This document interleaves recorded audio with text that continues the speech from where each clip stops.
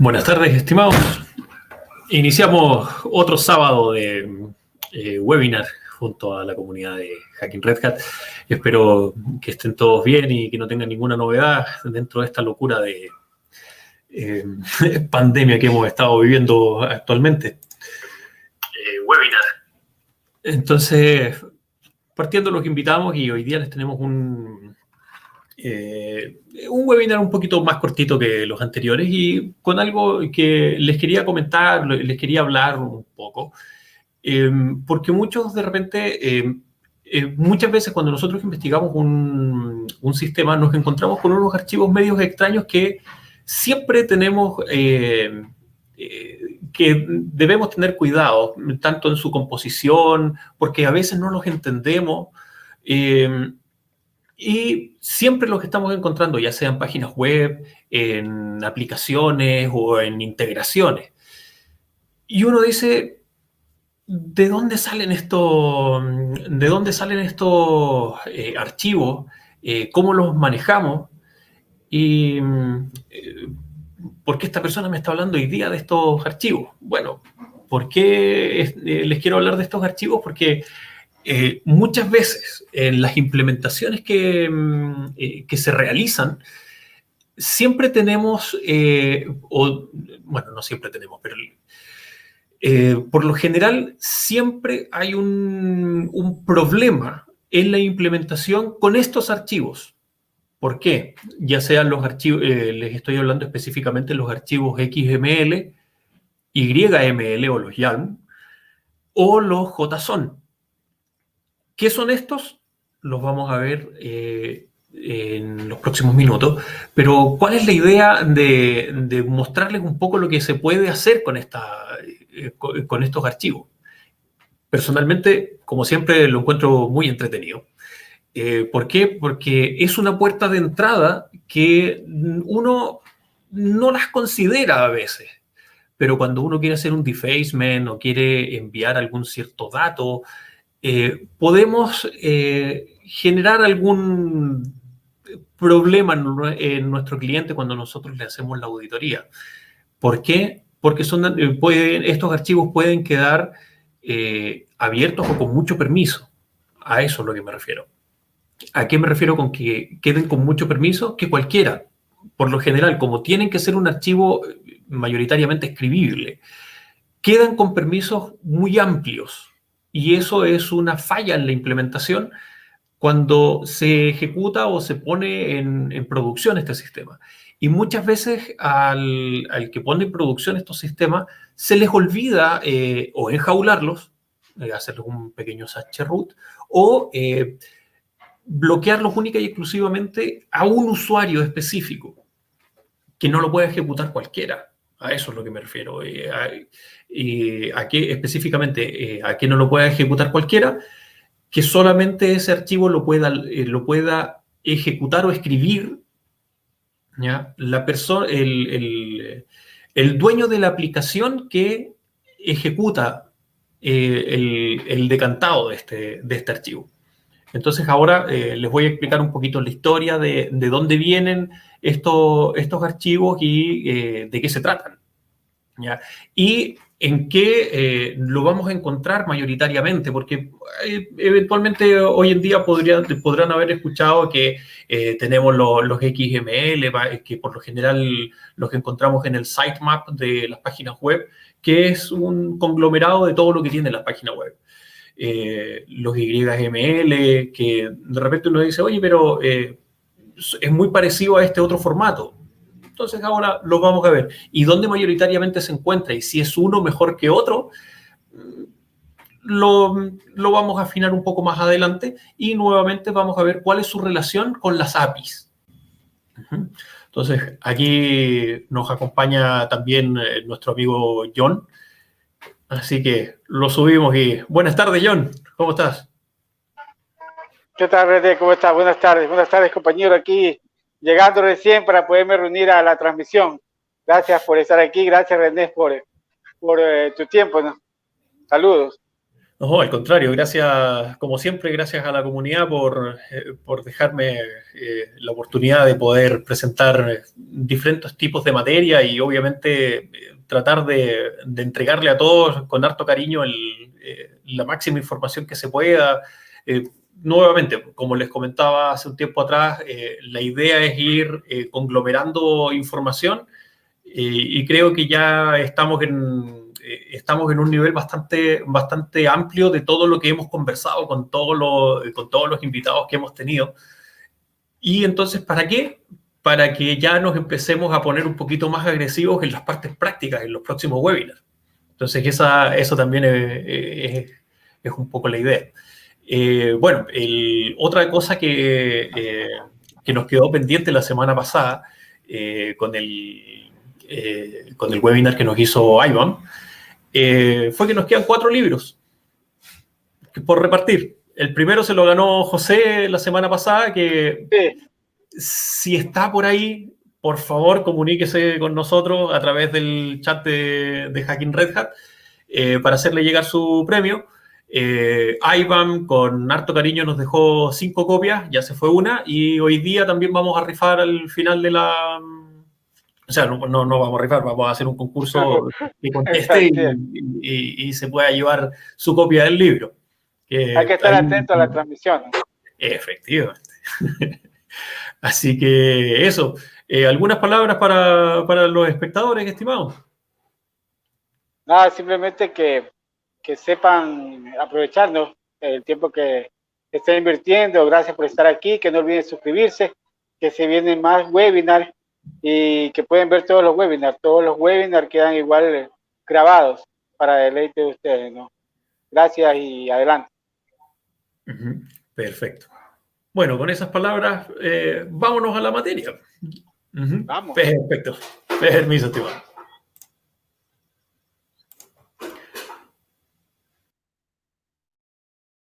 Perfecto. Tal como les comentaba, hoy día vamos a revisar, vamos a hacer un pequeño acercamiento a JSON, XML y otros. Específicamente nos vamos a centrar en JSON y XML porque estos son, como les comentaba, son archivos bastante interesantes que nos vamos a encontrar en muchísimos sistemas. ¿Pero para qué sirven? Entonces, ahora los vamos a revisar. Hay harto texto, así que lo voy a tratar de hacer lo más rápido y liviano posible. Entonces, ¿qué son los lenguajes de marcado? No sé si alguna vez ustedes han escuchado gente que dice, oh, yo programo en HTML. Hay gente que maneja otros lenguajes de programación y le dicen, sí, pero HTML no es programación. Entonces, ¿qué ocurre? Que HTML es un metalenguaje, por decirlo de una forma, que es un lenguaje orientado a la presentación. ¿Ya? ¿De dónde nacen? Nacen, como ven en pantalla, de GML, el General Markup Language. ¿Quién lo inició? Como siempre, una de las grandes, con grandes mentes en sus inicios, que fue IBM. Noten la fecha, 1969-1970. ¿Ya? Que empezaron a tratar de utilizar un lenguaje en el cual les pudieran tener un marcado o algo que los llevara más rápido a la información. Entonces, ¿qué hicieron ellos? Hicieron un lenguaje general de marcado. Entonces, imagínense que esto inició más o menos en 1969, 1970 y en el 86, para variar, la ISO, la organización de estándares, dijo, oye, lo vamos a generar como un estándar. Entonces, ¿cómo se llama ahora? SGML. Eso fue lo único que le cambiaron. ¿Por qué? Porque estaba tan bien hecho estos lenguajes de marcado que lo dejaron como un estándar. Y estaba tan bueno que solamente le pusieron una de esas y dijeron, genial, ahora es un estándar, SGML. Entonces, ahora que es un estándar ISO para definir lenguajes de marcas generales para documentos descendientes del GML. ¿Qué significa eso? Que del SGML empiezan a decantar todos estos lenguajes de marcados. Entonces, HTML, mayormente orientado a la presentación, por ejemplo, las páginas web, y el XML, orientado al almacenamiento y traspaso de datos. Entonces, podríamos decir de que el XML y el HTML pueden convivir, pero no necesariamente son lo mismo. ¿Ya? Tal como les decía al inicio, van a encontrar muchas veces en las páginas web el sitemap, ¿ya? El mapa del sitio. Y esos mayoritariamente están en XML. ¿Y qué hace el XML? Un lenguaje marcado, el cual puede ser interpretado. ¿Y cómo puede ser interpretado? Lo vamos a ver más adelante. ¿Qué significa XML? Extensible Markup Language. Entonces, ¿qué proporciona? Se crea un formato, genera un lenguaje personalizado y es soportado para la lectura del humano y de la máquina. Entonces uno diría, oye, pero me parece raro. ¿Por qué? Sí, pues porque el XML, al ser un lenguaje de marcado, no tiene, si bien es un estándar, el estándar al que se lleva este lenguaje de marcado es el cómo se componen los datos. ¿Ya? No es como el HTML, que el HTML tiene preconfiguraciones. Por ejemplo, si queremos remarcar una palabra, en el HTML tenemos una clave. Y esa clave es estándar, pero para todo el mundo. No puede existir una etiqueta H1 en un lenguaje HTML y que signifique una cosa, y en HTML2 hay una etiqueta H1 que significa exactamente lo mismo que en el HTML1. ¿Por qué? Porque esto es cerrado. ¿Ya? Versus el XML, que nuevamente queda a criterio de la persona que lo programa, el formato y el lenguaje. Pero debe contener ciertas declaraciones que deben mantener el estándar. ¿Ya?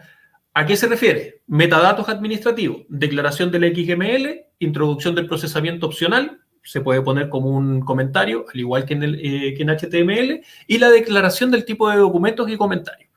¿Ya? Declaración de tipo de documentos y comentarios, ¿por qué? Para saber qué diablos hace ese documento raro que está ahí. Nuevamente, como es un comentario, es una declaración, no necesariamente debe estar. Lo ideal es que esté. ¿Ya? ¿Por qué? Porque nuevamente, no siempre va a ser el mismo programador el que va a ver el mismo archivo. Y tiene que, en este caso, si se fijan, el metadato administrativo sería como el header de un HTML. Y el body, que sería igual a un HTML, o parecido al HTML, perdón, que sería lo que realmente contiene el archivo. ¿Y qué es eso que contiene el archivo? Los atributos, los datos específicos. ¿Ya? Vamos para explicarlo un poco mejor, lo vamos a ver más abajo. ¿Cuál es la diferencia entre XML y HTML? HTML, como les comentaba, es un lenguaje de marcado predefinido y tiene capacidad limitada. ¿Por qué? Porque yo no puedo generar etiquetas nuevas para que lo interprete. Las etiquetas ya están hechas. La estructura del HTML está predefinida usando tags, heads y body. HTML es insensible, como algunas hex, a mayúsculas y minúsculas. HTML fue diseñado con énfasis en características de presentación de datos, nuevamente, única y exclusivamente enfocado a presentar la información. HTML está diseñado para presentar la información al humano en una forma que no sea tan desagradable a la vista. Y, obviamente, HTML puede permitir pequeños errores que pueden ser descuidados. A más de uno se le ha quedado algún div abierto, o o algún atributo mal cerrado, y HTML simplemente lo ignora porque solamente muere ese atributo, muere esa etiqueta, muere esa parte y no, o no la interpreta o te la muestra, o te muestra o te muestra la página así toda extraña, fuera de márgenes, etc. ¿Ya? Entonces, el XML es un lenguaje de marcado basado en texto.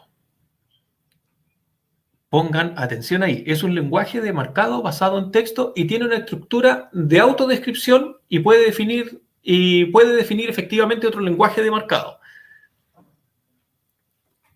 Esto se vuelve interesante. ¿Por qué? Porque dentro de las etiquetas de XML yo puedo enviar mensajes a otros lenguajes de marcado. ¿Ya? XML proporciona una estructura lógica del documento. Obviamente tiene que proporcionar una estructura lógica del documento porque como es XML es orientado al dato, al contenido mismo, ¿ya?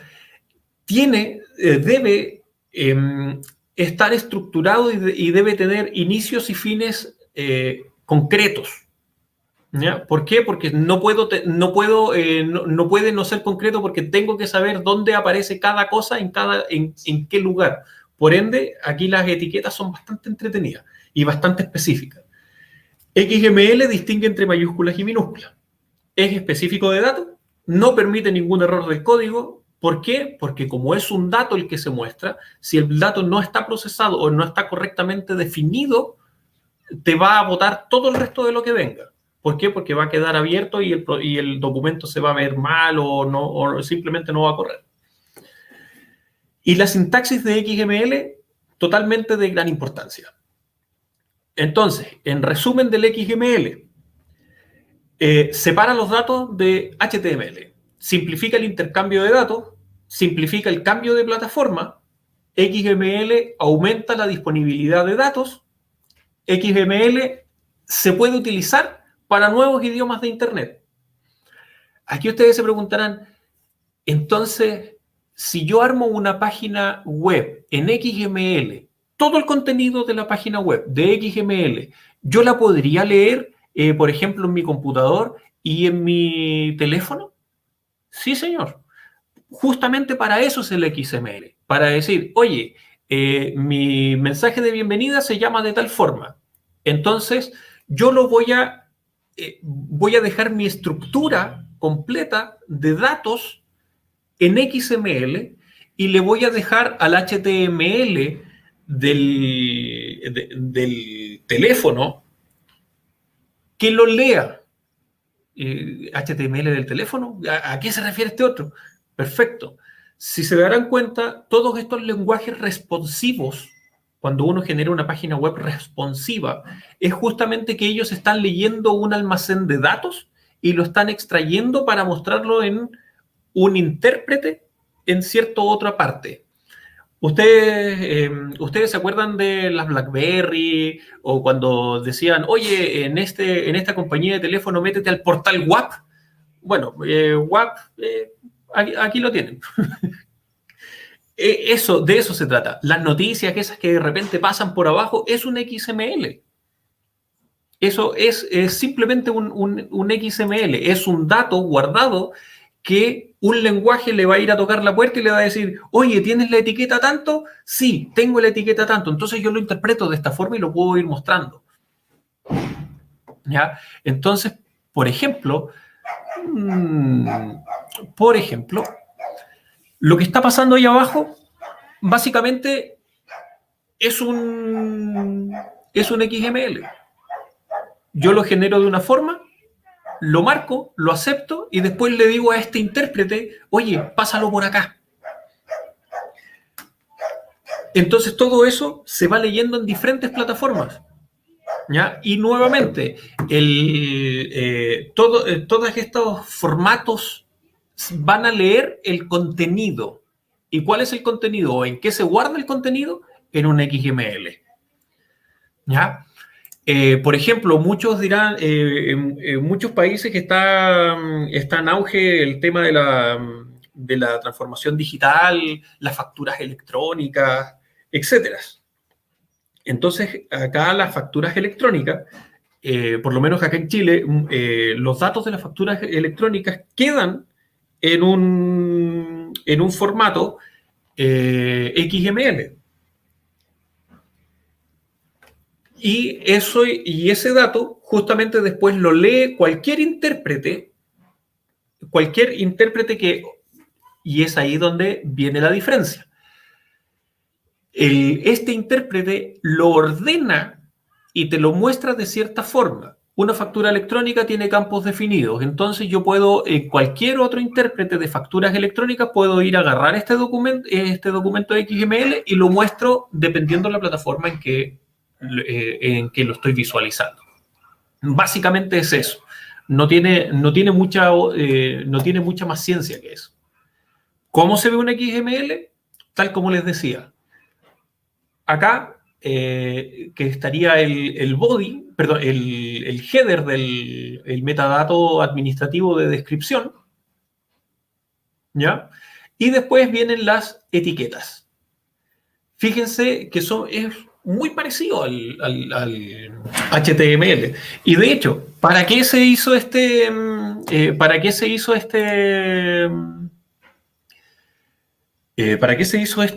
lenguaje? Muy sencillo.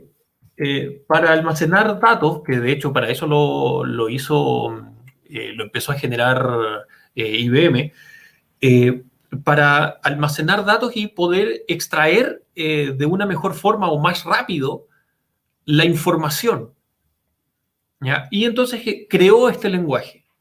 ¿Por qué? Porque si no eran datos que no tenían mucha relación, o ir a meterse a una base de datos gigante para ir a extraer estos datos. Entonces que ellos dijeron, oye, no, ¿sabes qué? Hagamos un lenguaje de marcado donde estos datos los podamos tener en un archivo más legible o más rápido. Ahora, ¿cuál es el problema? Como habíamos comentado, es un lenguaje de almacenamiento de datos. ¿Cuál es el problema del XML? Que se vuelve algo tremendo, por decirlo de una forma, cuando son grandes cantidades de datos, ¿ya? Porque este es el formato de un XML. Entonces esto, cuando estamos hablando de muchos datos, se vuelve totalmente complejo el poder tratarlo, ¿ya? Entonces, ¿y qué conlleva eso complejo de poder tratar este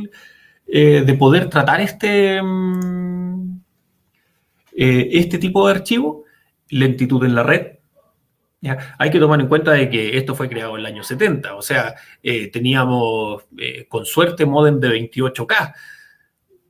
Entonces, claro, hoy en día hay el común del enlace a internet es de 10 megas, 15 megas, hay empresas que entregan unos enlaces de bajada de 300 megas, entonces maravilloso. Aquí recién estábamos hablando de 14 kilos, 28 kilos, y ni siquiera por cable, sino que era por cobre y por módem telefónico que teníamos que esperar la bajada de la llamada, etcétera, y pobre el que levantara la línea telefónica porque se te cortaba. Entonces, todo esto se volvía sumamente complicado. Y nuevamente, para contar una historia te tienes que poner en un contexto.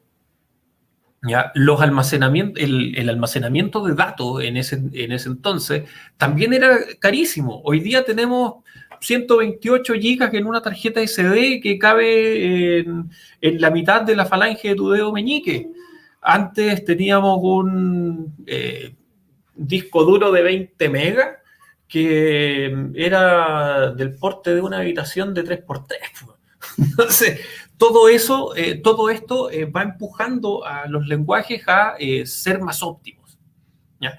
Entonces, para que vayamos teniendo una pequeña correlación y una pequeña línea de tiempo, podemos revisar que esto partió el año 69-70 y el 86 se volvió en un estándar. ¿Ya? Entonces, tenemos un promedio, tenemos 15 años 15, 16 años en que se crea y se vuelve un estándar. Vamos a dejar XML hasta aquí. ¿Ya? Si tienen dudas, muchachos, por favor, no duden en mandármelas por el chat. Después vamos a hablar de los JSON, ¿ya? Del JSON, JavaScript Object Notation. Y si se fijan, este empezó a crearse mayoritariamente a finales de los años 90. ¿Y por qué?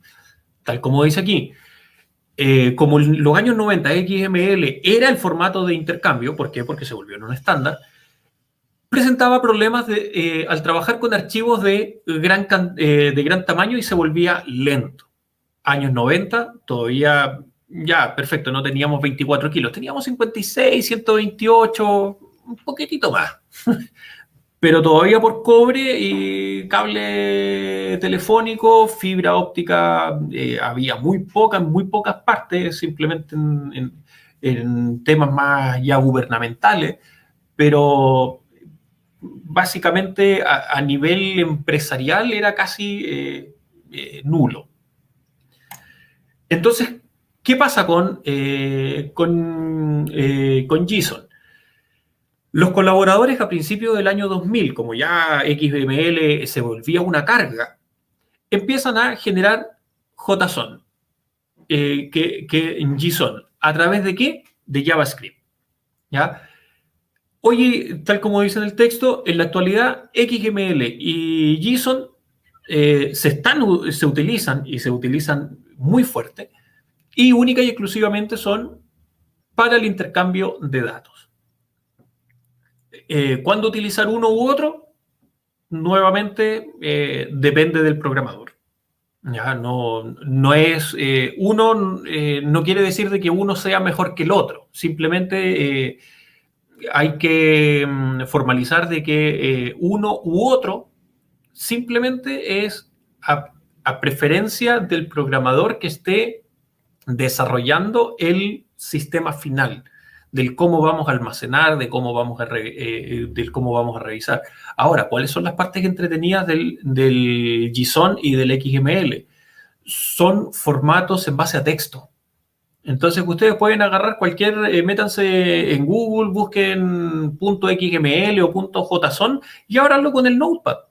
O ábranlo con un VI en Terminal Linux y se lo va a abrir igual, a menos que exista otro proceso dentro de ese archivo, pero son texto.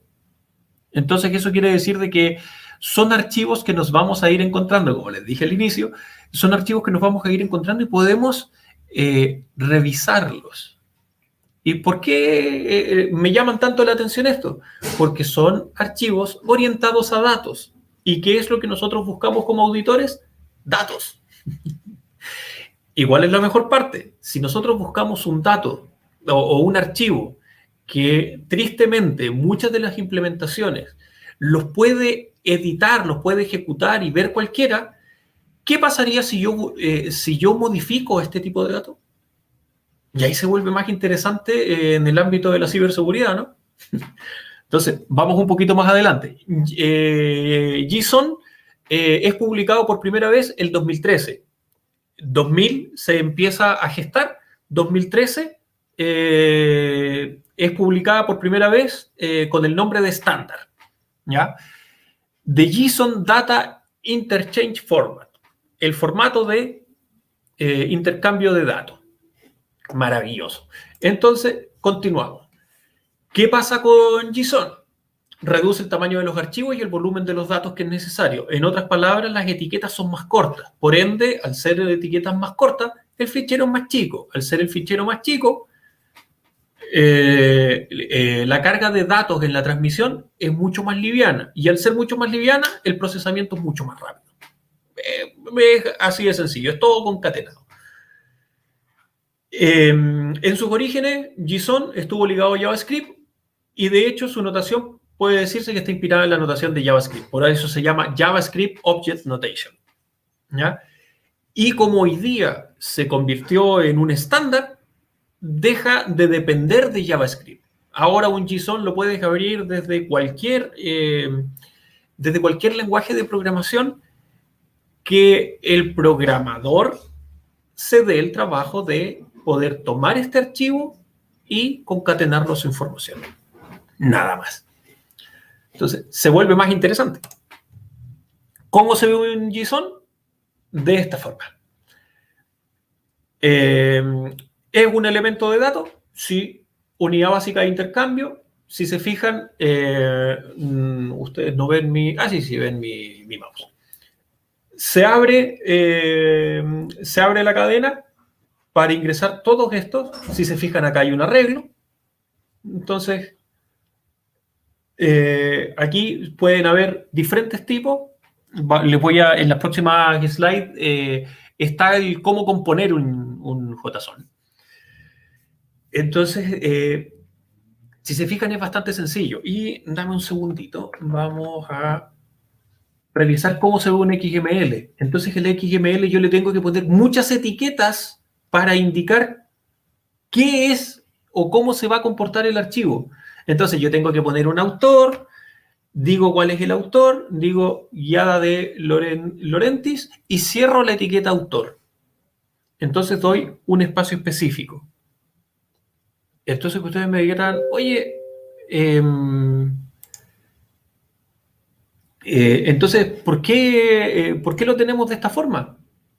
Me dicen, perfecto, porque el XML, por ejemplo, como íbamos anteriormente en la factura electrónica, yo necesito datos que tal vez sean un poquitito más descriptivos. Y denme un segundo para volver al... Y acá. Necesito datos para ser un poquito más descriptivo. Aquí simplemente no tengo una descripción tan formal como la tenía en el otro lado. Entonces, por eso, reduce su tamaño. ¿Cómo se compone? Un JSON está formado por uno o varios pares de string. Si se fijan, abro mi llave y cierro mi llave. El string, que sería mi nombre, 2 puntos, y el valor. Nombre, 2 puntos, Hacking Red Hat. ¿Necesito meter otro valor? Perfecto. Pongo una coma, string, comunidad, 2 puntos, hacking. Ya, no necesito más, cierro paréntesis. ¿Y eso es todo lo que necesito en el JSON? Sí, señor. Puede ser un string, un número, una cadena, lo que ustedes quieran. ¿Por qué? Porque es un formato de texto. ¿Ya? Lo que simplemente como yo lo defina, después en el lenguaje de programación yo lo tengo que pasar por... simplemente yo lo tengo que pasar y lo tengo que formatear en mi lenguaje de programación. ¿Ya? Pero aquí yo simplemente puedo darle... es un archivo de texto donde yo me genero el dato y el dato lo tiro para el otro lado. Se acabó. Maravilloso. ¿Por qué? Porque ¿cuánto pesa un archivo de texto? ¿Se pueden hacer arreglos? Efectivamente. Con corchete. ¿Y qué podemos meter en el arreglo? Si se fijan acá, ¿qué voy a meter en el arreglo? Abro nuevamente y pongo un número, tipo de teléfono. Tipo de teléfono fijo, número tanto. Oye, pero también tengo un móvil. Y pongo otro. Y se acabó. Es sumamente sencillo. Ahora, obviamente, después les voy a mostrar... este es un JSON, un JSON ordenado. Sí, tan bello no podía ser la cosa. Pero sí, después les voy a mostrar al tiro cómo se ve un JSON. Perfecto. ¿Cómo se hace el array? De esta forma. ¿Y cómo se compone? Perfecto. Oye, pero ¿puedo poner Unicode, caracteres especiales, etcétera? Sí, por supuesto. ¿Por qué? Es exactamente igual como se pondría en muchos lenguajes de programación. ¿Por qué? Porque es un estándar. Y al ser un estándar necesito tener estos caracteres de escape o caracteres de formateo específico que al formatear, valga la redundancia, algún dato que yo quiera mostrar y no sea un formateo del lenguaje, sino que sea un formateo del dato, necesito incluirlo de alguna forma. ¿Y cómo se hace? De esta. Así de sencillo. Y la verdad es que sí, no tiene ninguna otra mayor ciencia ni configuración. Sí, esa es la parte entretenida del JSON y del JSON. Perdón, del JSON y del XML. Es así de sencillo el poder configurarlos. Ahora, obviamente, como les dije, esto está ordenado. Déjenme...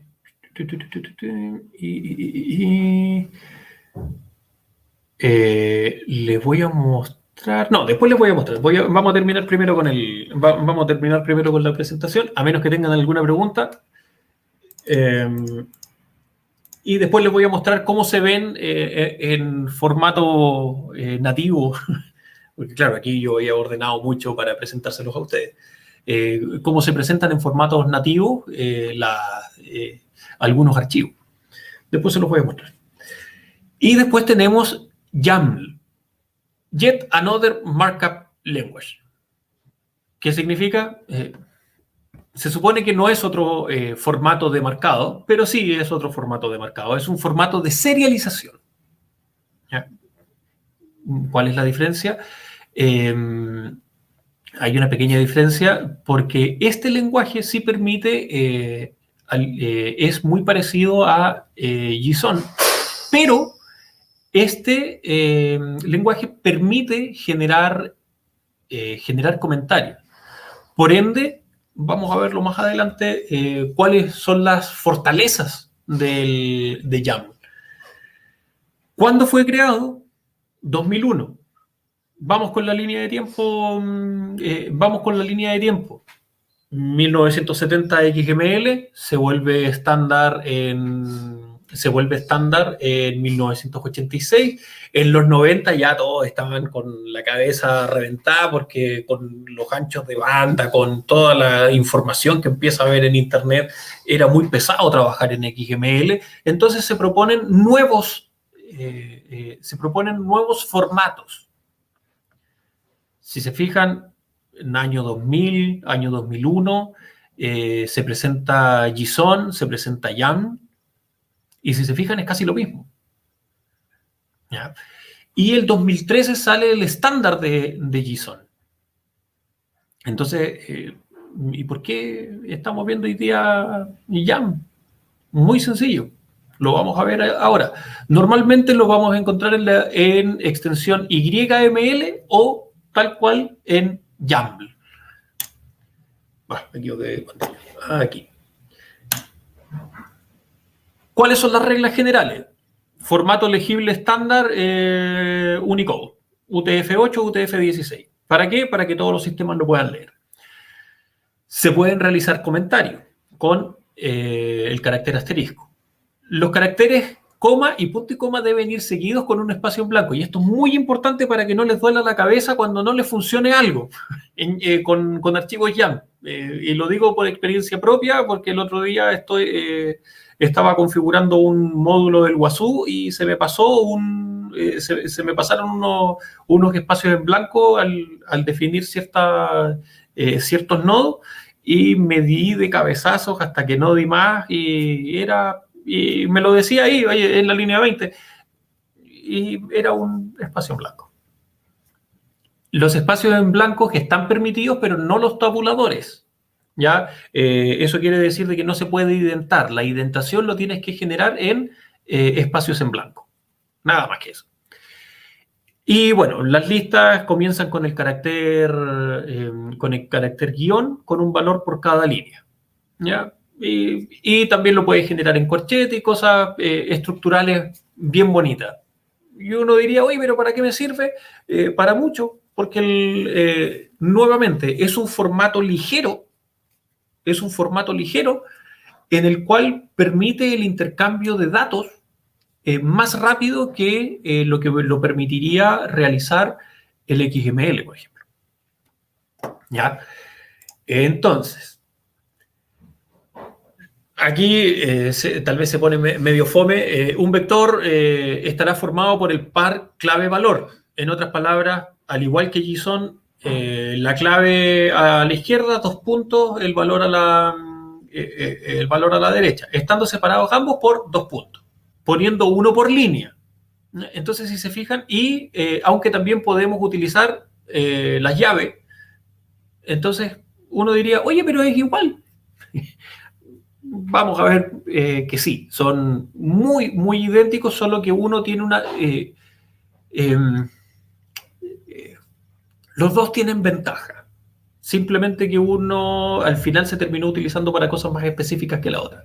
Y nuevamente, se utilizan caracteres de escape, backslash, para representar caracteres especiales.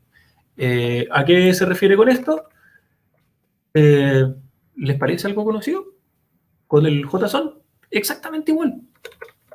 Entonces, ¿se acuerdan que yo siempre les digo, oye, más que preocuparte por aprender urgentemente un lenguaje de programación, esto es muy a modo personal, es más importante que aprendas el pseudocódigo, ¿ya? Y que aprendas a leer archivos de configuración. ¿Por qué? Porque lamentablemente con los lenguajes de programación hoy en día está en boga Python, pero va a ocurrir que, como ocurrió hace años atrás, que hace 30 años atrás que estaba de moda COBOL, y todo el mundo estudiaba COBOL.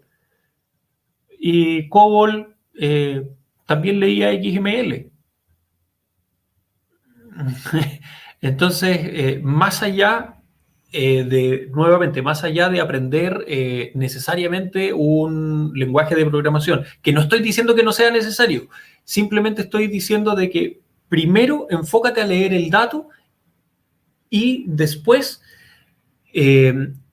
cásate con un lenguaje de programación que te sea cómodo.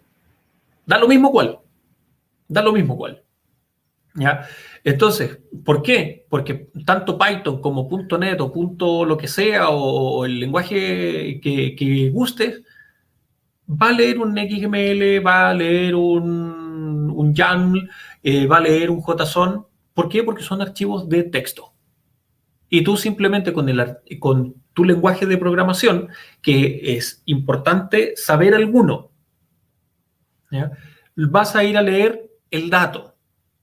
Y nosotros como auditores, nuevamente, ¿qué es lo que buscamos? Buscamos el dato. ¿Por qué buscamos el dato? Porque nuevamente es el dato lo que nosotros tenemos que asegurar. ¿Ya? ¿Recuerdan la triada de la información? Disponibilidad, disponibilidad, integridad y se me olvidó la otra. Pero es la triada, se las digo después. Siempre tenemos que estar disponibles al dato. Entonces, por eso mismo, tratemos de revisar estos archivos que son sumamente importantes. ¿Por qué metí este? Porque metí YAML, porque lo vamos a ver después.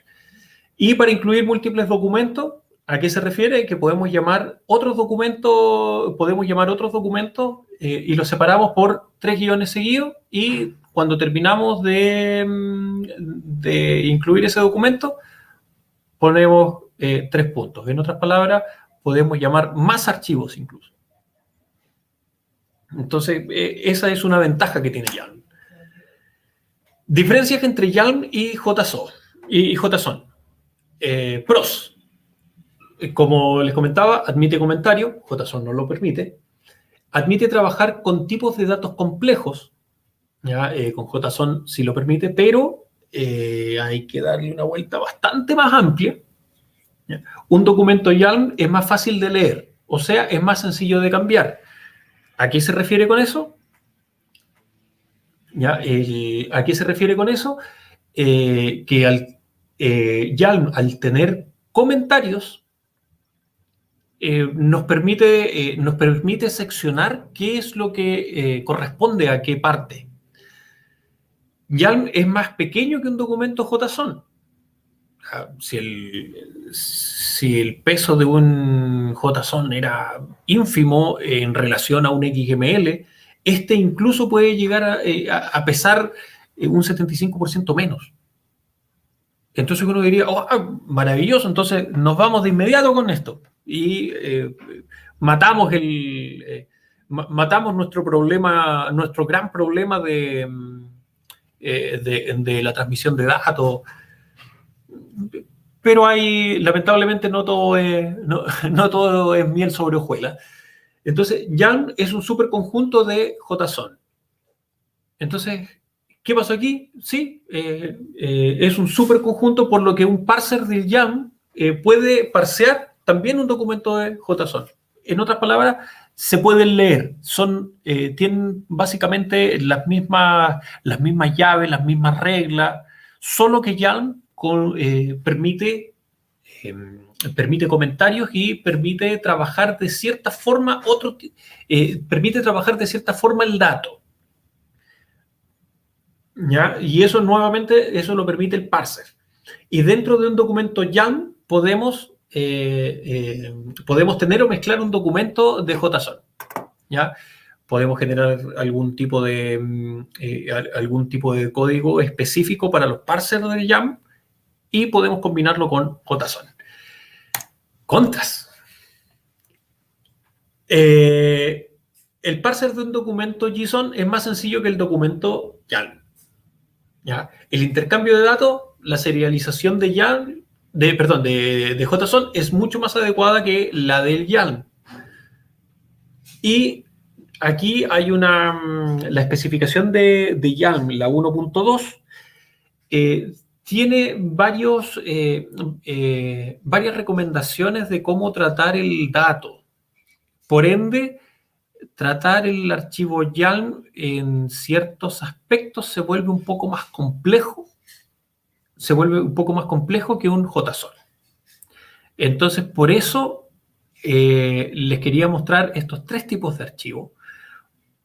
¿Por qué? Porque, nuevamente, hay unos que son más específicos que otros. ¿Ya? ¿Y más específicos de qué? Por ejemplo, aquí la complejidad del parser del YALM y tareas de serialización no invita a YALM a utilizar YALM en sustitución de JSON. ¿Por qué? Porque hay que generar más procesos o más definiciones en el YALM que en el JSON. Y eso para cierto tipo de archivos o para cierto tipo de intercambio puede ser bastante complejo, porque tendrías que modificar el otro sistema. ¿Para qué? Para que lea cierto tipo de dato. Entonces, como JSON, ahí fue donde le dio el palo al gato, por decirlo de una forma, que fue bastante más claro, más sencillo y menos complejo. Y fue como, no, yo trato el dato de esta forma y si tú lo necesitas revisar de esta otra, tú ve cómo lo metí para allá. Y se acabó. Y se acabó el JSON versus el YALM. Y acá el YALM a veces se pone un poquito más complejo nuevamente para decir, oye, quiero mostrar el dato de esta forma. Pero entonces, ¿el YALM es malo? No, al contrario, es bastante bueno. ¿Por qué? Porque en los ficheros de configuración es mucho más claro poder mostrar el YALM y poder separar diferentes tipos de descripciones. Después les voy a mostrar cómo se ve un archivo YALM en nativo, por decirlo de una forma, ¿ya? Que es mucho más legible que un JSON. ¿Ya? Porque recuerden que el JSON que yo les mostré estaba ordenado. Aquí, el uso de JSON es más útil en datos serializados y utilizados. ¿Ya? Y remárquenlo bien, porque después viene otra, cuando hablemos de las APIs, este segundo párrafo es muy importante.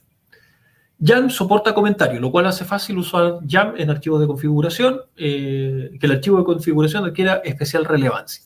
¿Por qué? Imagínense leer un archivo JSON de una sola línea, porque así viene, donde vengan 30.000 parámetros. Y recuerden que JSON no permite descripción. Entonces, partiendo de tener que ordenarlo, de tener que descifrar qué dato va en qué parte y no tener comentarios, definitivamente yo prefiero un YAML en un archivo de configuración versus un JSON. ¿Ya? Y nuevamente, al final se debe tener en cuenta las ventajas y desventajas de cada uno y utilizar el que nos interese de acuerdo a las necesidades. ¿Por qué? Porque recuerden de que, como todo, ahora voy a subir un poquito al lenguaje de programación. Como todo lenguaje de programación está a merced de su desarrollador, no hay un estándar para decir, oye, este se va a llamar de tal forma y este otro se va a llamar de esta otra forma. No vas a encontrar en mis tiempos mozos de programación, cuando hacíamos la revisión de los códigos con unos colegas, nos encontrábamos variables llamadas misceláneo, sin descripción. Que no estaba en ninguna parte descrita ni declarada. Y cuando programas en C, por lo general deberías tener algún concepto o deberías traer esa información a algún lado, deberías bajarla como para decir, ya, perfecto, esta variable que se llama miscelánea, que no la veo en ninguna parte, tal vez estaba en el global, tal vez estaba dentro de una función, tal vez, anda a saber dónde estaba, se llama miscelánea, pero era un entero, era un booleano, ¿qué era? Ah, perfecto, le voy a meter este dato. Por último, aquí ya sabemos que con un YAML podemos poner un comentario y decir, oye, esta variable miscelánea viene con valor null. Ah, perfecto, un valor null. Entonces después yo lo puedo generar o puedo ver en la función de qué se trata de qué se trata esta variable y poder ir concatenando un poco más lógicamente qué es lo que ocurre con estas variables y qué dato del archivo XML, del YAML, del JSON o de otros, qué dato le puedo agregar a esta variable. Entonces, y es ahí donde se vuelve entretenido. Y obviamente, cuando uno hace ingeniería reversa, es cuando uno empieza a probar también algunas variables. Porque recuerden que estos son archivos de texto. Entonces yo tengo que hacer una función que las entregue a la variable que corresponda en el formato que la variable me lo acepte. Entonces ahí se vuelven varias cosas bien entretenidas. ¿Cómo se ve un punto YML, un YAML? Bonito.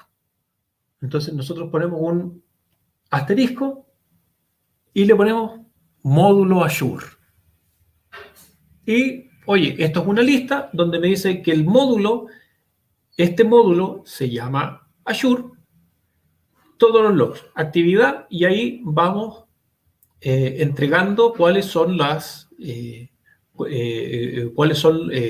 definiciones que tiene cada uno de estos módulos. Y recuerden que este es un YML. Estos son los datos que se van a ir a procesar al sistema. Y es aquí donde agarra especial importancia lo que les decía hace un rato atrás. ¿Qué pasa si yo puedo escalar privilegios? No, ni siquiera hablemos de escalar privilegios. ¿Qué pasa si yo acceso a un sistema y este tipo de archivos lo puedo escribir o no está enjaulado?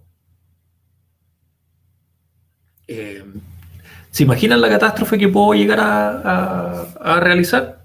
Imagínense tal vez una página web que tenga, que esté completamente su index en base a un XML que tenga un permiso 777, total y absolutamente abierto para todo el mundo. Yo ese archivo XML eventualmente lo podría modificar y básicamente le estaría haciendo un defacement a la página. ¿Por qué? Porque le puse todos los datos que a mí me interesaron. ¿Ya? Y ya no es la página web de la persona que paga por esa página web. ¿Por qué? Por un error de configuración. Entonces eso es un tema importante que les quería mostrar. Que si bien este archivo, claro, o sea, el YML es bastante mucho más lindo, por decirlo de una forma, que otros formatos. Tal vez el XML también se ve de una forma bastante más agradable, pero si se fijan, esto es mucho más sencillo de configurar, de comprender, afortunadamente por sus comentarios, y es mucho más rápido de ejecutar, o sea, de comprender. Eventualmente, lo cual no quiere decir de que si yo modifico algo acá, voy a dejar una buena hecatombe en el sistema que me procesa esto. ¿Y para qué les mostraba todo esto? Para llegar a lo que hoy en día está total y absolutamente de moda, las API.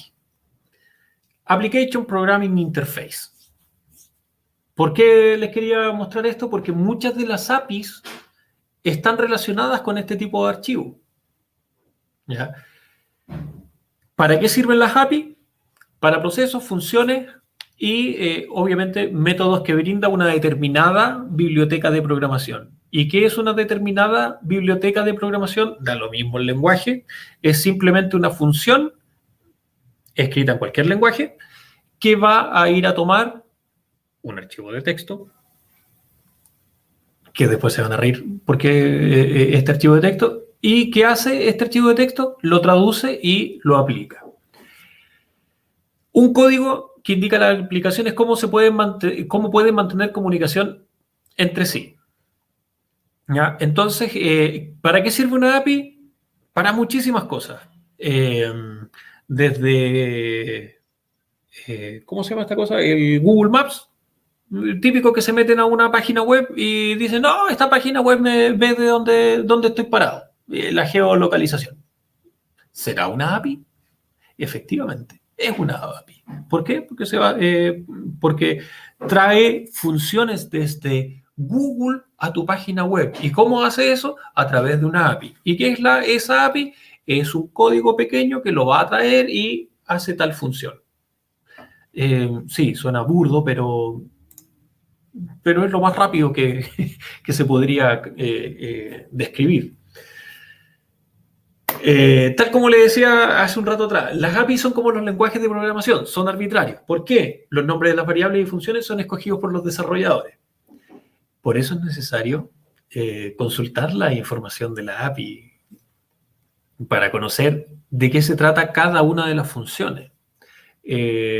No sé ustedes, yo por lo general muchos de los sistemas que utilizamos acá en el trabajo, yo trato de vincularlos a la API de un bot que tengo en WhatsApp, en Telegram. Entonces cada vez que se rompe una regla, cada vez que se rompe una regla del SIEM, el SIEM lo que hace es alertar a los administradores y nos quita el sueño, reiteradas veces. Entonces, ¿qué hace? Dice, pasó el umbral. Entonces, este umbral de proceso, yo tengo que avisarlo. ¿Y cómo lo aviso?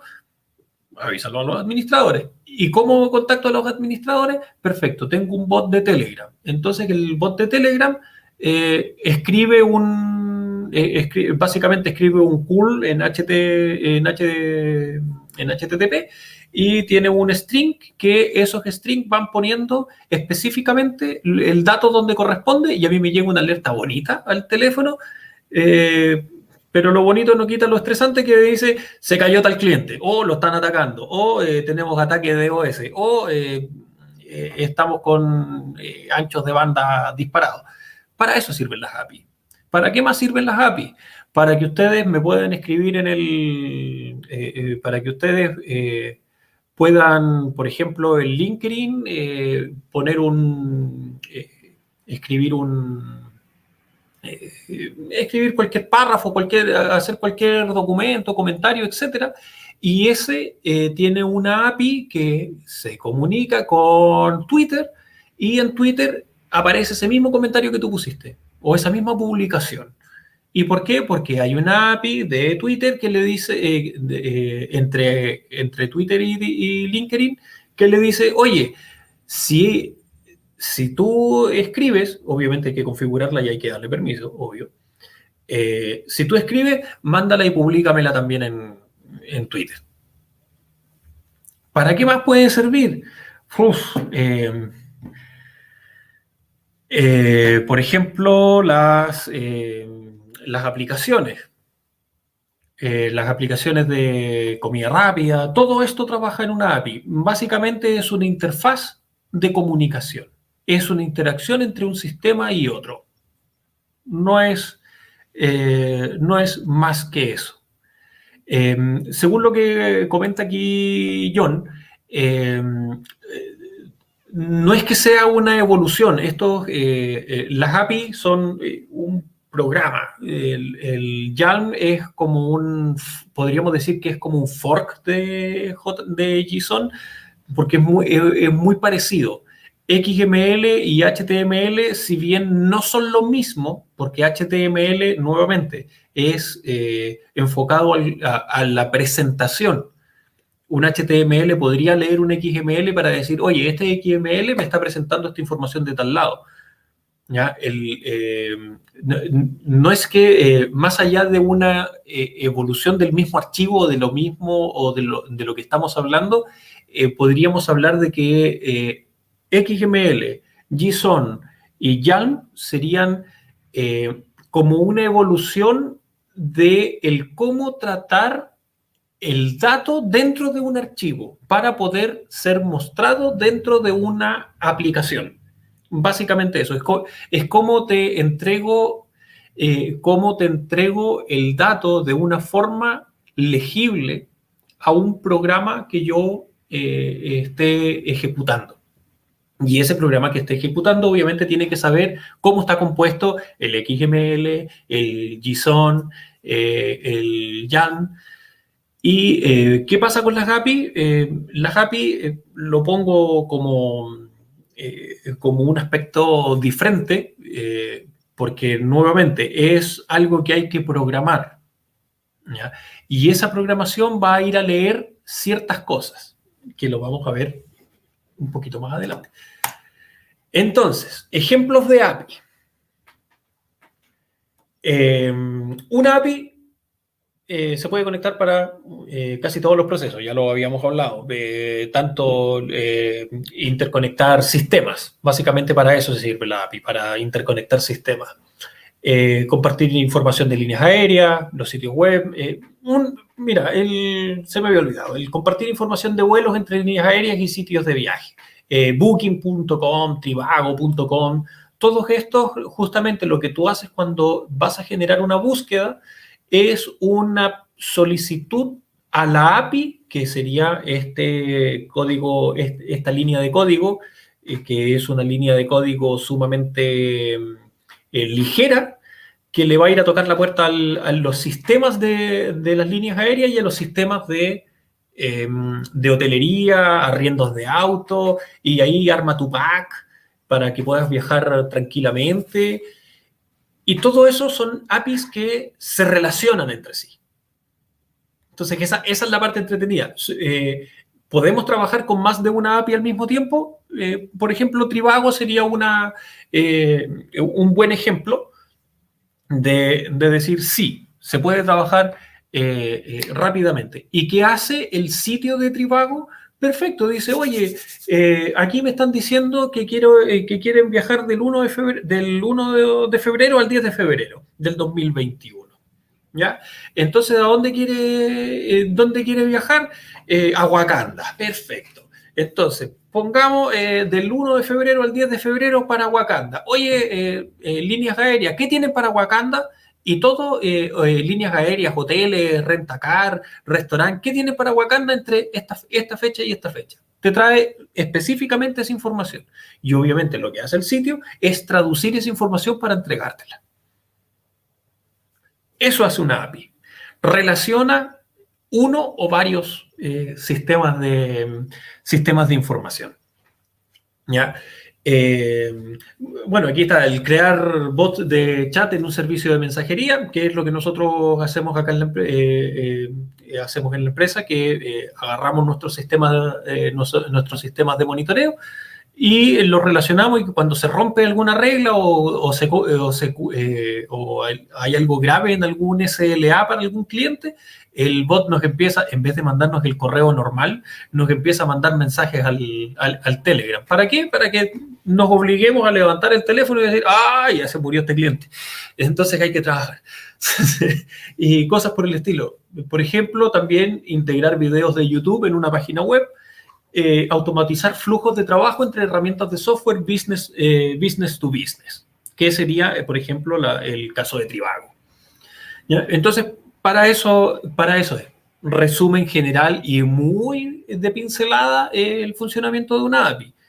Si tienen dudas, nuevamente pregunten, que esto es simplemente, como se llama este webinar, es un acercamiento. ¿Que hay que profundizar? Que sí. Que sí, hay que profundizar porque ahora, nuevamente, una API, como vimos anteriormente con los archivos de configuración o con los archivos de intercambio de datos, tenemos XML, tenemos YAML, tenemos JSON. ¿Qué pasa con las APIs? Los estilos de APIs más usados, solamente voy a hablar de dos, porque existen más estilos de API. ¿Ya? ¿Cómo se estandarizan? Aunque no se ha establecido un estándar universal, hay una serie de aspirantes que destacan. ¿Por qué? Nuevamente, como les decía, vamos a hablar de dos, un resumen bastante cortito, porque hay una variedad de estilos de API que nuevamente uno podría decir, ¿y para qué quiero estas cosas? ¿Para qué quiero un estilo u otro? Nuevamente, al igual que un XML, un JSON, un YAML, dependiendo para la función que la necesites o bien para el sistema con el que necesites integrarla. Porque aquí vienen otros temas que también son un poquitito más graves. Estos estándares llamados protocolos de servicio web, API, ¿ya? Son prácticas que dictan el modo de comunicar los datos y cómo se accede a las API. ¿Y cómo se accede a las API? Lea el manual. ¿Cómo se accede? Porque una API, como lo hablamos recién, es muy diferente a la otra.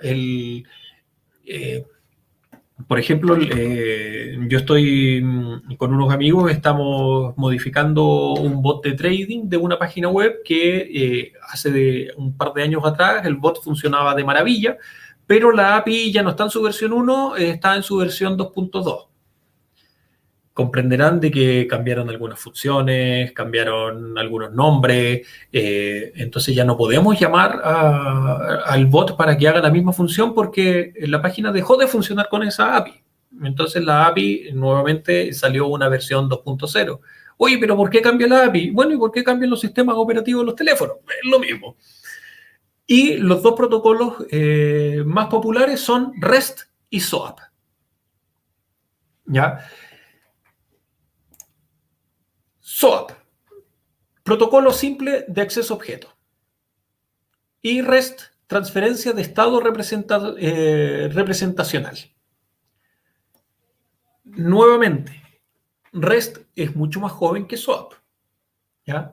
Y hoy día el 70% de las APIs que se publican siguen los protocolos de REST. ¿Por qué? SOAP se sigue utilizando en muchas de las principales empresas tecnológicas y ofrece compatibilidad con sistemas que pueden ser compatibles solo con él. ¿Se acuerdan cuando hablábamos de los XML que vienen desde hace muchos años atrás? Aquí ocurre lo mismo. Con las API, SOAP fue el gran fue el gran ganador de de los estándares o del procesamiento y del intercambio de datos. ¿Ya? Entonces muchos dijeron, lo más probable es que este se convierta en un estándar.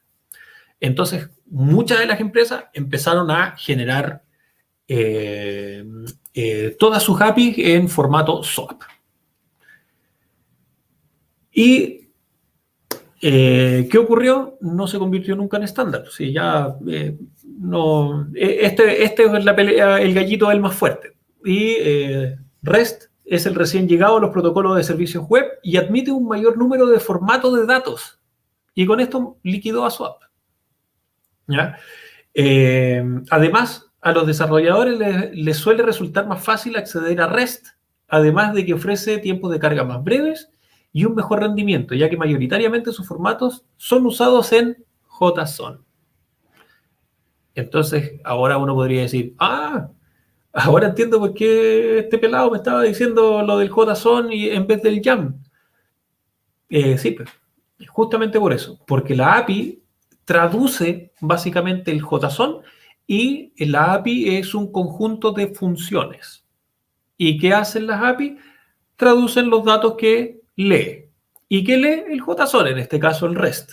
Y el SOAP también funciona con JSON, pero hay diferencias más básicas de función de cada una de las API. ¿Ya? ¿Qué ocurre entre una y otra? Si tú a la consulta SOAP la cortas, tienes que volver a generar la consulta. Por mientras en REST, no.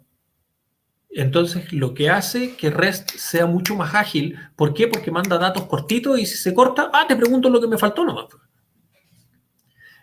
Y es ahí donde REST ha sabido llevarle la ventaja a SOAP.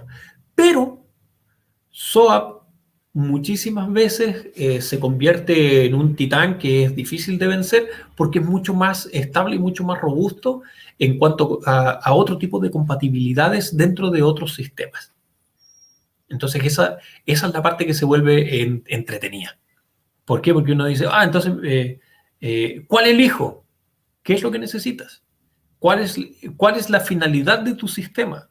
¿Qué es lo que quieres hacer? Entonces, nuevamente, tal como lo dice en la presentación al inicio, o sea, el 70% de las APIs, ojo, públicas, siguen los protocolos REST. En otras palabras, la API de Trivago, cosas por el estilo, son APIs públicas. ¿Ya? Y nuevamente, cuando uno genera las APIs, por lo general te piden un doble factor de autenticación o te piden un usuario y contraseña, justamente para cifrar o para proteger el dato que se está, que se está transmitiendo. ¿Ya? Porque nuevamente, lo que hace la API es leer un archivo de texto. ¿Ya?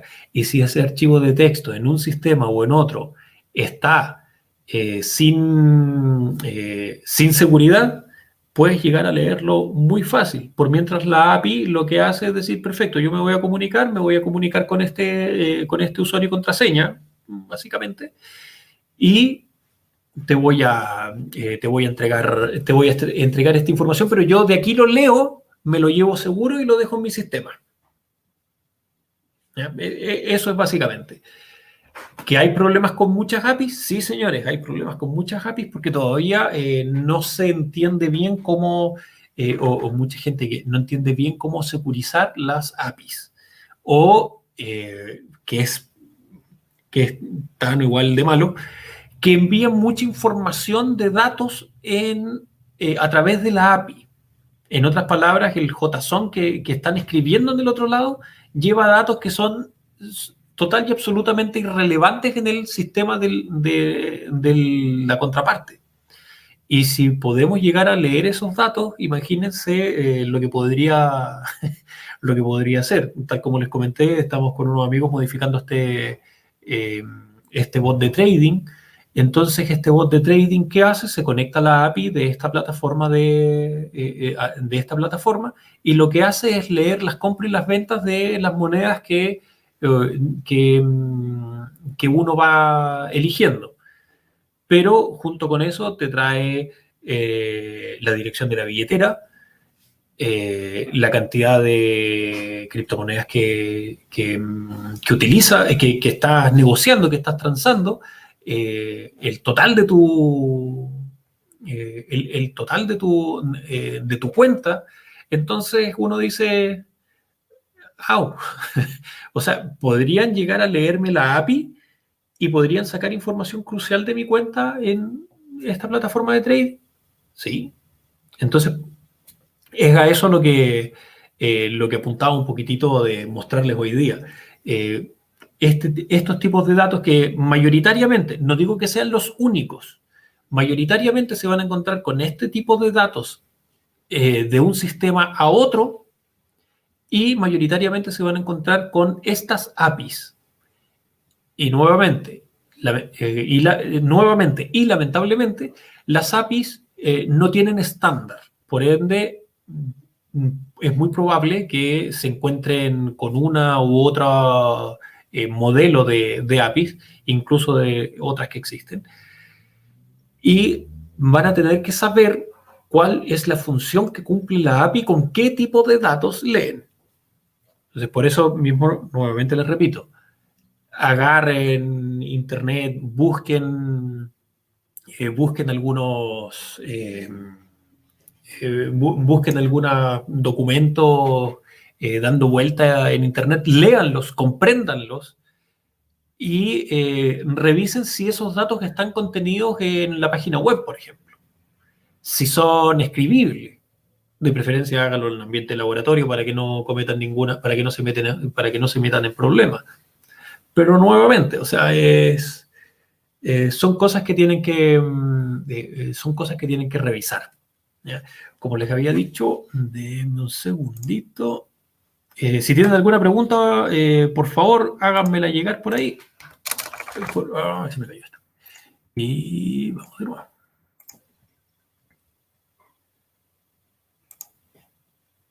¿Qué enseñas o qué haces? Yo me dedico a ciberseguridad, soy auditor de ciberseguridad y me dedico específicamente a ver temas de networking a varios clientes y temas de pentesting. ¿Qué hago? A veces no lo sé, pero los clientes parecen satisfechos, siendo súper honesto.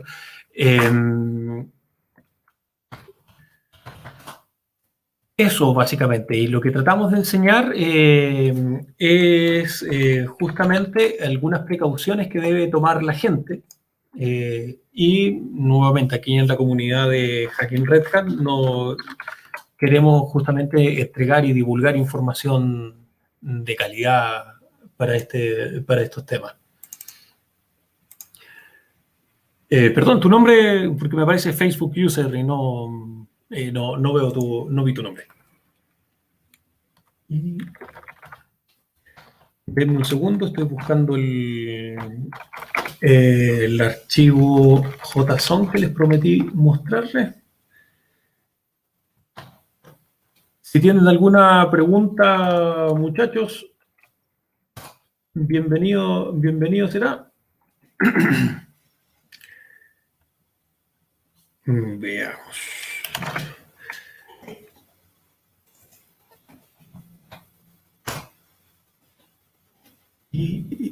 Y ahí está John. ¿Qué tal, Rede? ¿Cómo estamos? Bien, gracias. Aquí tratando... yo sí tenía una duda, disculpa que te interrumpa. De pronto ya podemos entonces decir que el archivo XML se lo ocupa o ya está en desuso, se lo ocupa poco, porque ya viendo como que dice la evolución, ¿no? Al contrario, el archivo XML es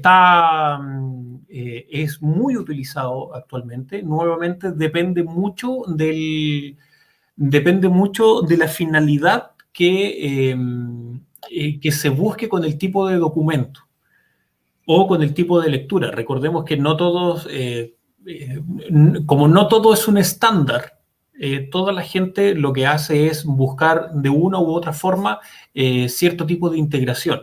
Muchas veces en muchos programas vas a ver que se puede bajar un XML y lo puedes transformar a un CSV y puedes formatearlo de distintas formas. Entonces, aquí les estoy mostrando de un... es un archivo XML que se llama test.xml y este es el formato del XML. Si se fijan, H2 Overview y tiene etiquetas HTML, siendo que es un archivo XML. Y nuevamente, ¿se acuerdan que les había comentado de que el XML puede definir otro tipo de lenguaje? Entonces, el otro lenguaje lo que hace es buscar las etiquetas.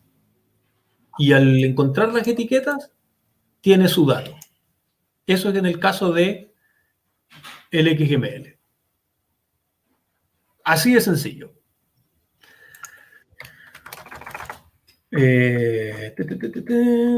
Dijimos que íbamos a buscar un JSON y aquí tenemos otro. Este está ordenado, maravilloso.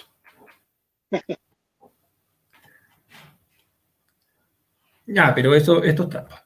Dame un segundito, porque este está en un userlib. ¿Por qué digo que es trampa? Porque este está en una librería, por ende es de un archivo que debe estar ordenado, ya, porque es una cosa que es de documentación. Así que vamos. Acá también te cuento que en lo que es el servicio de rentas, también se usa lo que es facturación electrónica. Y siempre cuando trabajo con eso, trabajo mucho con los archivos XML, cuando tengo que revisar la información de las facturas electrónicas, mejor dicho, de los comprobantes electrónicos. Exacto. Nuevamente, como les comentaba, el XML se usa mucho en sistemas de facturación, ya, porque justamente por el tema de las etiquetas, los campos diferenciados, etcétera. Entonces, aquí lo que les estoy mostrando, voy a ampliar un poquito ya, ahí sí. Ese sería el formato real del cómo viene la data a través de Internet. Por lo general no viene ordenado el archivo JSON y viene así. Entonces, claro, ahí uno como buen programador tiene que empezar a concatenar, a buscar cuántos caracteres hacia adelante, cuántos caracteres hacia atrás, si existe o no existe, si existe o no existe ¿cómo se llama? Si existe o no existe el parámetro que estoy buscando. Entonces hay varias cositas entretenidas que uno tiene que ir buscando. Entonces, obviamente, en este tengo el YAML o no, creo que en este equipo no tengo. Vamos a ver.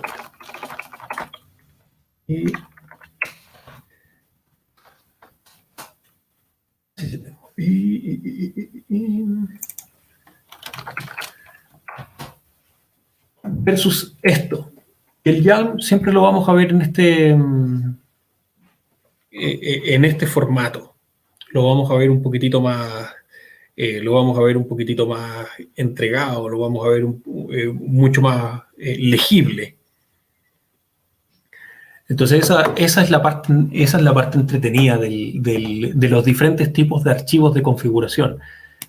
Nuevamente uno podría decir, oye, pero en los sistemas de facturación ¿podríamos ocupar un YAML, un JSON en vez de un XML? Sí, por supuesto, pero mayoritariamente, tal como decíamos con las API, las SOAP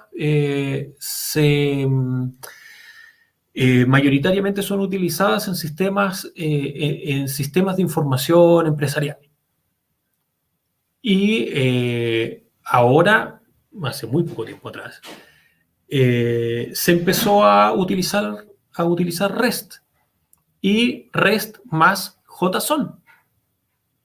¿Ya? ¿Y por qué REST más JSON? Única y exclusivamente porque REST es mucho más ágil en su pregunta y respuesta y utilizando JSON. ¿Por qué? Porque el dato, el archivo de configuración, el dato que pasa, el intercambio de datos que pasa por un JSON es mucho más liviano que otro tipo de formato. Y nuevamente, con los parsers que tiene YALM y las observaciones que tiene YALM, eventualmente uno diría, ¿y si no es compatible con el sistema que tengo que ir a hablar al otro lado? Y se acabó el uso de YALM en ese sentido. Es triste de esa forma, pero uno lo tiene que ver en base a la conveniencia de lo que uno está programando. En otras palabras, si quieres algo que sea demasiado, excesivamente ágil en sus preguntas y respuestas, que nuevamente, ¿por qué está ganando REST más JSON actualmente? Porque hoy día la inmediatez es mucho más valorada que la inmediatez es mucho más valorada que otros temas, que una buena calidad tal vez. ¿Ya? Entonces, ¿a qué me refiero con eso? Hay mucha gente que prefiere tener el tweet más rápido en vez de que, no sé, suba un archivo, la imagen completa y prefiere escribir el meme en vez de mandar la foto con el meme, por dar un ejemplo absurdo. Pero nuevamente es el tema. El tema de que hoy en día debemos, o sea, bueno, no es que debamos, pero hoy en día el hecho de que las comunicaciones se vuelven inmediatas, estas respuestas nuevamente tienen que ser ligeras, tienen que ser rápidas y tienen que ser efectivas. No me puedo demorar en eso y no puedo hacer 3 veces la misma pregunta para que me llegue una respuesta que necesitaba simplemente un hola. Entonces esas son entre comillas las diferencias. Así que eso, espero que les haya gustado este webinar de hoy. Si tienen alguna pregunta, por favor, indíquenmela. Como les había comentado, vamos a sortear uno de los libros de Alban. ¿Te gustaría hacer alguna pregunta a ti, mi estimado John? Estoy pensando alguna para poderla hacer, para que se puedan llevar los libros. Sí, vamos a sortear un libro hoy día. Un libro por webinar, ¿qué te parece? Sí, lo encuentro justo. Para que todos puedan ir ganando. Uh-huh. Veo que no hay más consultas. Háganlas si gustan.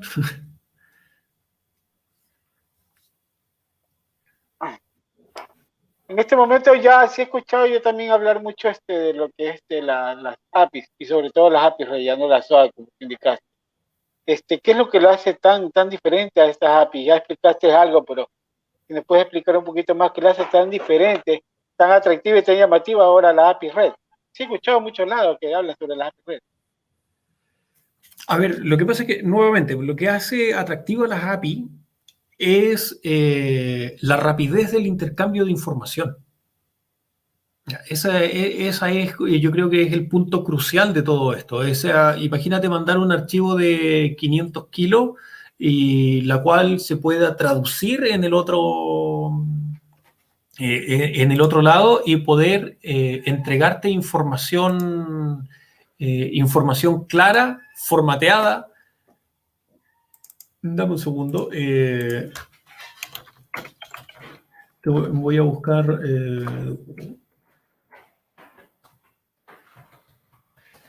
buscar información. Además, son más seguras.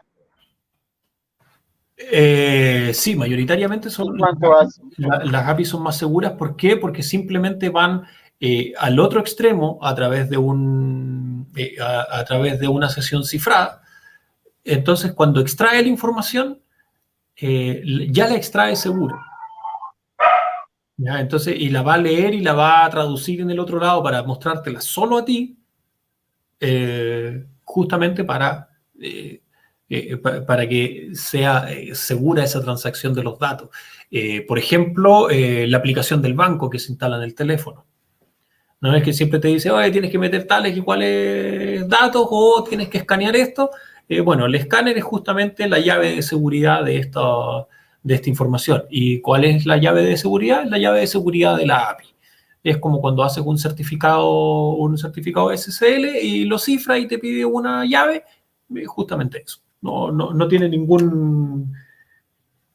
no tiene ninguna otra ciencia. Si lo cierto es que lo que se hizo con las API fue por lo menos para mí fue un gran acierto, porque al final del día rompes con el módulo de interoperabilidad de diferentes sistemas de información. Tú simplemente levantas un papel hoy en día y le dices, yo funciono de esta forma. Si tú me quieres leer, tienes que saber leer este formato. O tienes que saber leer esta función, porque como vamos a entregar un archivo de texto y vamos a poner una función, y esta función tiene que saber leerla. Pero es tu responsabilidad porque es tu sistema de información. ¿Ya? Se liberan de esa responsabilidad de, oye, pucha, tengo que interactuar con este sistema. ¿Cómo interactúo con él? Te entrego un documento en texto plano formateado de tal parte. Grado. Y es responsabilidad del otro sistema saber leer esa información. Pero claro, eso es de una dirección. Si tengo que ir a leer de la otra dirección, es como perfecto. Yo te presento mi papel y tú me presentas tu papel. Cada uno tenemos una API diferente. Tú trabajas con mi API y yo trabajo con tu API. Y son formas de comunicarse diferentes, y así el desarrollador de la aplicación 01 no se tiene que estresar por saber conversar con la aplicación, con la aplicación del desarrollador 02. ¿Por qué? Porque nos comunicamos a través de API. ¿Y cómo? Yo te paso los datos así. Y estas son mis funciones. Tú tienes que leerla. Y se acabó. Y se acabó. Y yo entrego esta cantidad de datos, tú ves si las lees o no las lees. Eso a mí me costó mucho entenderlo, porque decía, no, es que no puede ser tan así. No puede ser tan así. Y al final era como, no, pues simplemente estoy yendo al otro lado a golpear la puerta y a traerme un archivo. En otras palabras, como, ya lee esto y te vas. Y se acabó. Y cuando esa información entra cuando esa información entra a mi sistema, yo soy el responsable de poder interpretarla y entregarla a mi usuario. Y se acabó. Ya no es como por ejemplo, cuando, no sé si se acuerdan con los módulos SAP, que no, que para que pueda conversar con este hay que generar tal módulo y hay que generar, y 2 años después una millonada de plata. No, hoy día es como, no, bien cuadradito. Estos son los datos que se entregan a través de tal módulo, usted tiene que revisar esta forma. Y eso fue una de las cosas grandes que supo realizar SAP también. O sea, fue súper específico. Nosotros lo hacemos de tal igual forma. Tú tienes que leer aquí, aquí y allá, y se acabó. Y claro, y como SAP es SAP, el resto se ha tenido que acomodar a lo que ellos dicen. No les queda de otra. Exacto. Así que eso. Mi estimado John, la pregunta para los muchachos es... ¿Qué te parece si preguntaba precisamente sobre las APIs? Tú habías hablado sobre las APIs, de que cómo fue la evolución, o precisamente por qué se habían creado las APIs y para qué y cuál era la función. Algo sencillo. Perfecto, sí. Entonces podríamos decir de que ¿cuál es la función final de una API? ¿Qué sería la función crucial de ellas.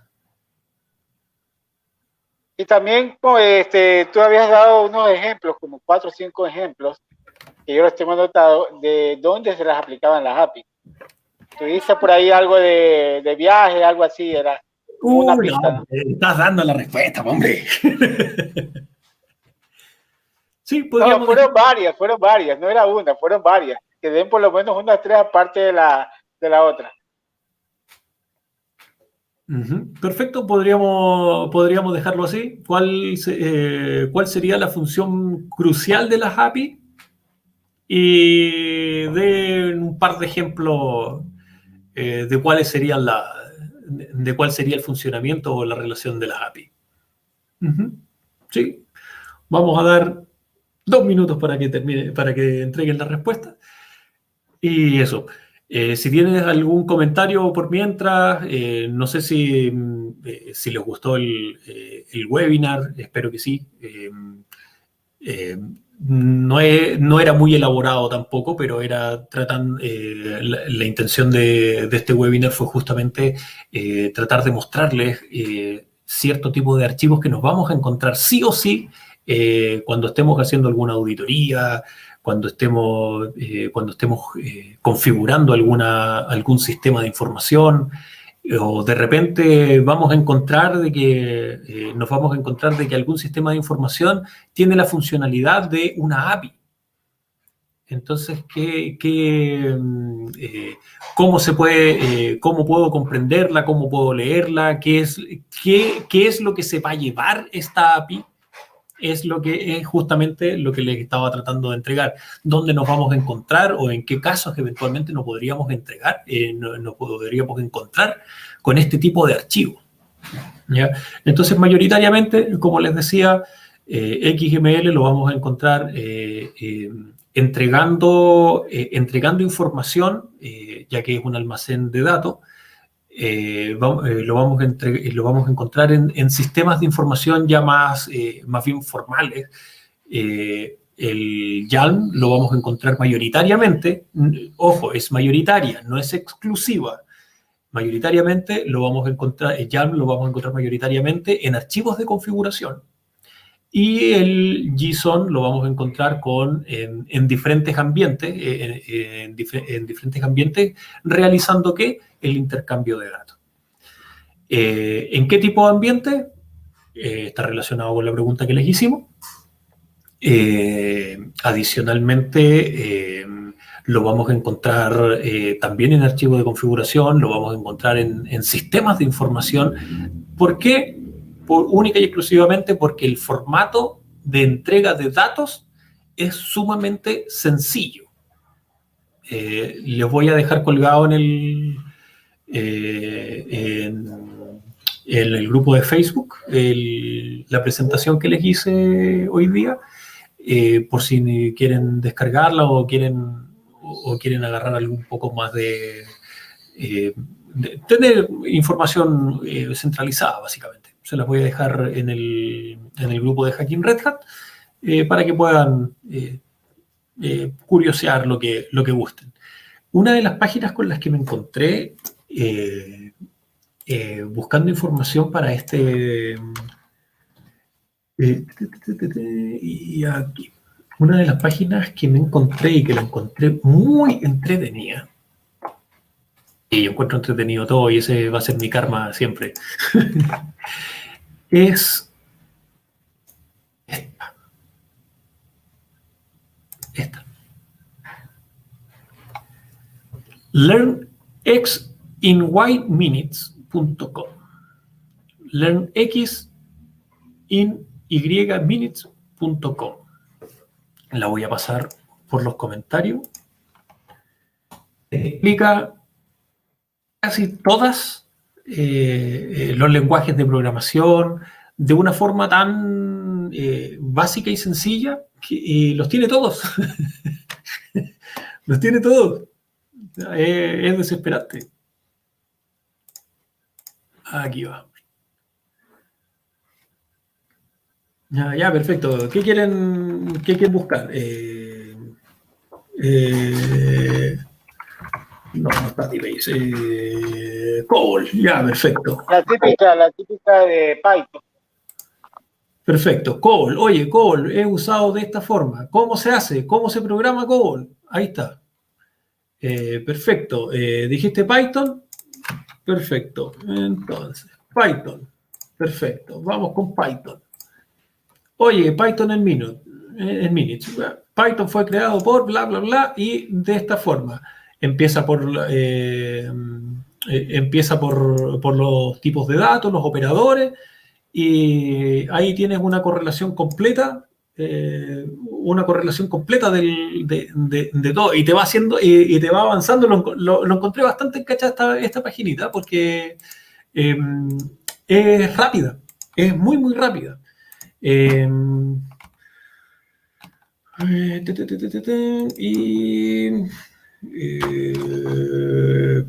.NET, no hay .NET aquí, JavaNet, JavaScript,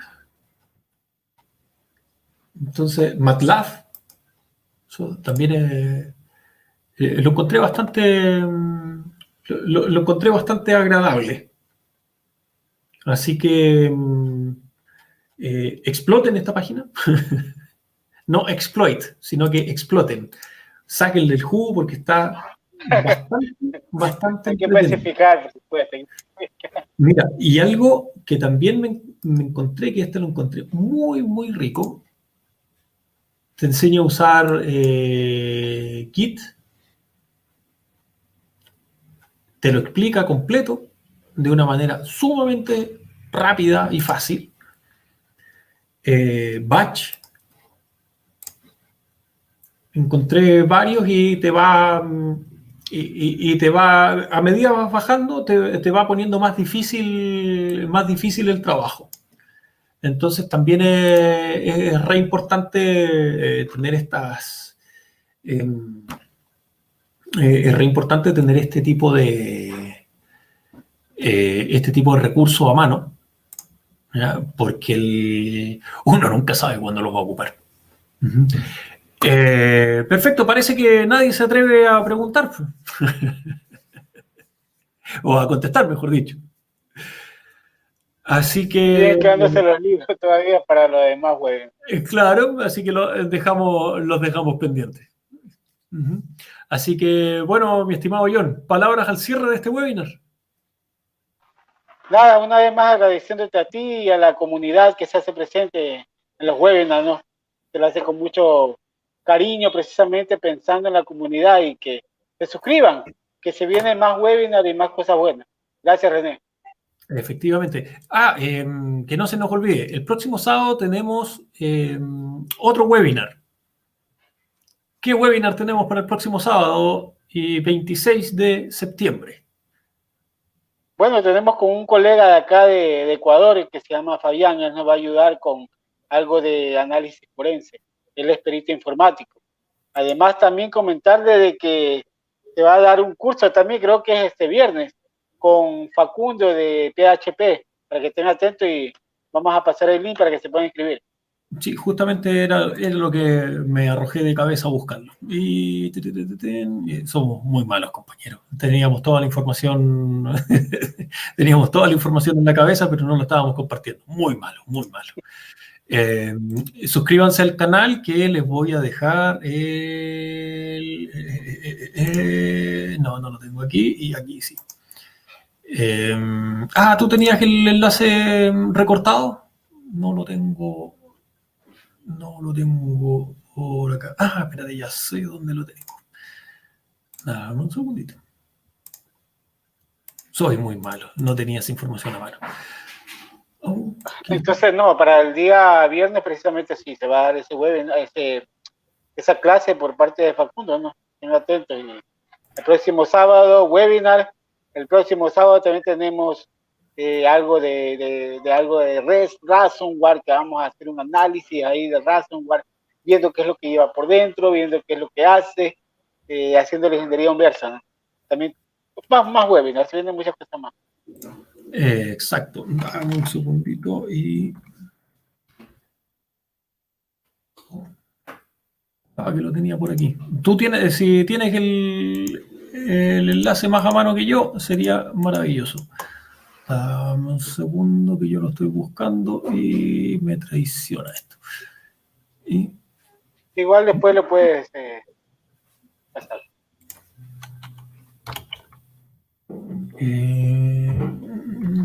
sí, dame un segundito que lo tengo.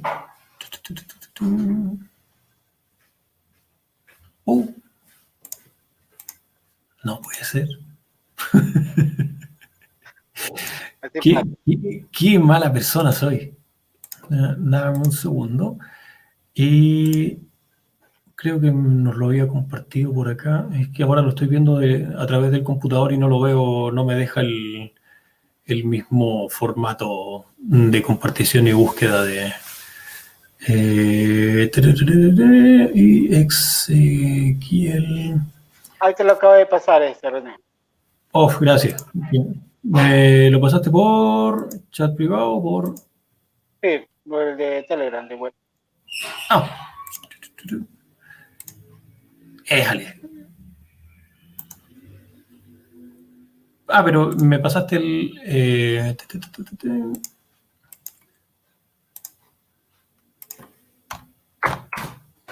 ese es el de Hacking Red Hat, el que les acabo de pasar por el chat.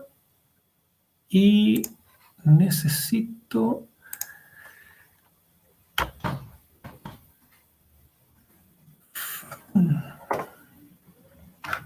Qué mala persona somos, hombre. Déjame, me va a hacer ir más sencillo buscarlo en el teléfono.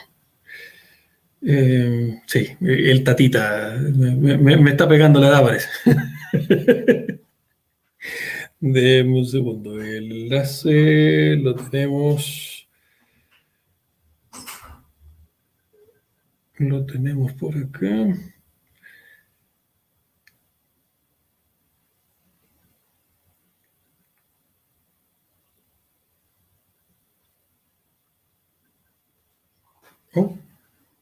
No, pensé que teníamos el enlace recortado, pero ya, les voy a mandar el enlace completo por el. Les voy a mandar el enlace completo por el chat por el chat de hoy para que se inscriban en el curso de hacking con PHP. Abran ese enlace con Telegram y ahí van a acceder. Perfecto, mi querido John. Entonces, palabras de despedida para el día de hoy. Listo, compañeros, nada más. Gracias por estar un sábado más. A todos los compañeros que nos han acompañado. Y nada, vienen muchas webinars más y gracias a ti, René, y gracias a la comunidad. De nada, estimado. Muchas gracias a los que estuvieron presentes. Recuerden suscribirse para que les lleguen las notificaciones de los webinars. Y bueno, cualquier noticia, ustedes saben que estamos disponibles en todos los canales.